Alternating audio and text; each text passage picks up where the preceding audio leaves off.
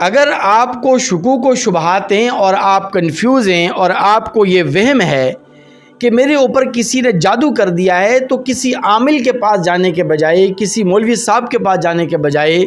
کسی اور بزرگ کے پاس جانے کے بجائے آپ قرآنی وظیفہ کیوں نہیں پڑھ لیتے؟ آپ قرآن مجید فرقان حمید کی ان 2 آیات مبارکہ کو اس ترتیب کے مطابق پڑھیں، انشاءاللہ ثم انشاءاللہ آپ کا یہ مسئلہ آنن فانن ختم ہو جائے گا۔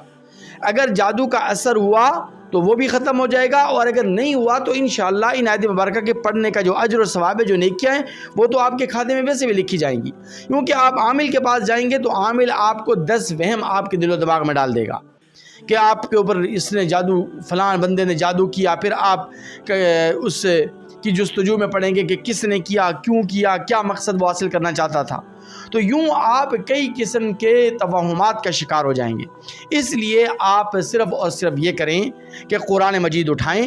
16واں پارہ نکالیں، قال علم اقل لک، یہ 16واں پارہ، اور اس کی سورہ طٰہٰ کو آپ نکالیں، اور سورہ طٰہٰ کی آیت نمبر 68 اور آیت نمبر 69، آیت نمبر 68،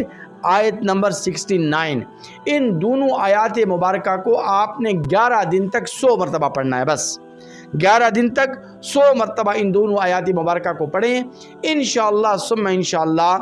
آپ پر اگر کسی قسم کا جادو ٹونا ہوا، کسی نے اگر تعویذ آپ پر کر دیے، کسی نے عمل کر دیا، تو آنن فانن وہ ختم ہو جائے گا، اس کے اثرات خود بخود ختم ہو جائیں گے۔ آیت مبارکہ کیا ہیں؟ پہلی آیت مبارکہ قلنا لا تخف انک انت الاعلی، دوسری آیت مبارکہ وَأَلْقِ مَا فِي يَمِينِكَ تَلْقَفْ مَا صَنَعُوا إِنَّمَا صَنَعُوا كَيْدُ سَاحِرٍ وَلَا يُفْلِحُ السَّاحِرُ حَيْثُ أَتَىٰ۔ انشاءاللہ العزیز آپ یہ آیت مبارکہ پڑھیں گے تو آپ کا یہ مسئلہ آنن فانن ختم ہو جائے گا۔